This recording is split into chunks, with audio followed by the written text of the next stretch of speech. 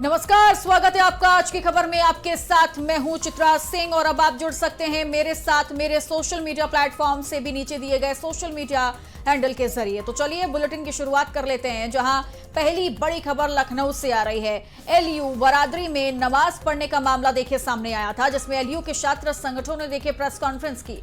Registrar भावना मिश्रा के इस्तीफे की मांग की गई है। छात्रों ने एफआईआर दर्ज करने की मांग उठाई है।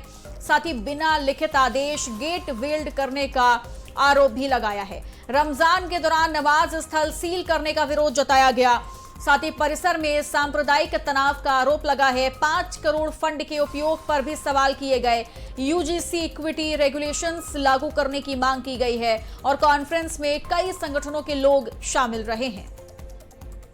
संविधान है उसका आर्टिकल 25 इस बात की स्वतंत्रता देता है कि हर व्यक्ति अपने धर्म को मानने के लिए स्वतंत्र है, उसकी धर्म की जो मान्यताएं हैं उसमें आस्था रखने के लिए स्वतंत्र है।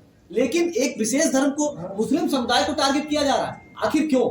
एक ही ऐसी जगह है जहां पर लगभग 50 वर्ष से ज्यादा मुस्लिम समाज के लोग, चाहे वो टीचर हो, कर्मचारी हो, छात्र हो, यहाँ तक कि जो अंतरराष्ट्रीय छात्र हैं, आज अंतरराष्ट्रीय छात्र और छात्राएं जगह ढूंढ रहे हैं, कहाँ जाएंगे? ये उनकी भी सुरक्षा का मामला है। तो नीरज मिश्रा हमारे साथ जुड़ गए तमाम जानकारी के साथ। नीरज, ये एलयू बरादरी का जो मामला है वो देखिए जैसे ही सामने आया, अलग अलग तरह के रिएक्शन सामने आए, विरोध भी कई लोगों ने जताया, नाराजगी भी थी। लेकिन क्या लग रहा है इस प्रेस कॉन्फ्रेंस के जरिए क्या बताने की कोशिश की गई और ये पूरा का पूरा मामला अब कहां पहुंचने वाला है? ये देखिए, एक हफ्ते से ये लाल बरादरी में जिस तरह से नमाज अदा करने को लेकर विवाद है वो लगातार चलता आ रहा है। तमाम राजनीतिक संगठनों ने और जो छात्र संगठन है राजनीति से जुड़े हुए, उन्होंने इसका विरोध किया कि लेकिन अब जो एनएसयूआई है, अल्सा है, तमाम छात्र संगठन अब मिलकर इस बात का विरोध कर रहे हैं कि वहां पर किसी भी तरह का जिस तरह से गेट को बंद किया गया लाल बरादरी के और नमाज नहीं पढ़ने दी गई, तो इसका विरोध उन्होंने जताया है कि ये सब एक साजिश के तहत हुआ है और एक खास वर्ग को टारगेट करने के उद्देश्य से ये सब कार्रवाई की गई है।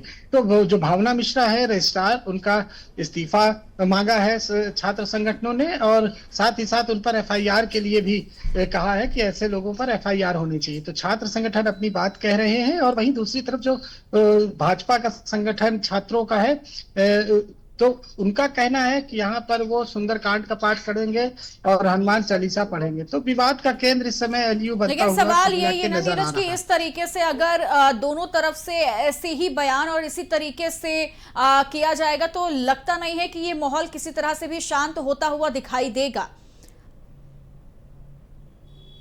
बिल्कुल, देखिए एलयू एक बहुत बड़ा शिक्षण संस्थान है और इस समय ये नमाज और इस तरह की चीजों में कहीं ना कहीं छात्रों का नुकसान हो रहा है। जहां पर पढ़ाई होनी चाहिए वहां पर राजनीति हावी होती नजर आ रही है नमाज और पूजा पाठ को लेकर। तो वो शिक्षण संस्थान है, वहां पर इस तरह की कार्रवाई कहीं ना कहीं छात्रों को जरूर नुकसान पहुंचाती है। लेकिन छात्र संगठन के जो तमाम अलग अलग वर्ग के लोग हैं वो अपनी अपनी प्रतिक्रियाएं दे रहे हैं, अपने अपने तरीके से विरोध दर्ज कर रहे हैं और रजिस्ट्रार के ऊपर एफआईआर भी दर्ज करने की बात कर रहे हैं। ठीक है, अब ये रजिस्ट्रार भावना मिश्रा के इस्तीफे की मांग की जा रही है। इसके अलावा क्या और भी कई मांगे हैं जो लगातार छात्र संगठनों की ओर से उठाई जा रही है?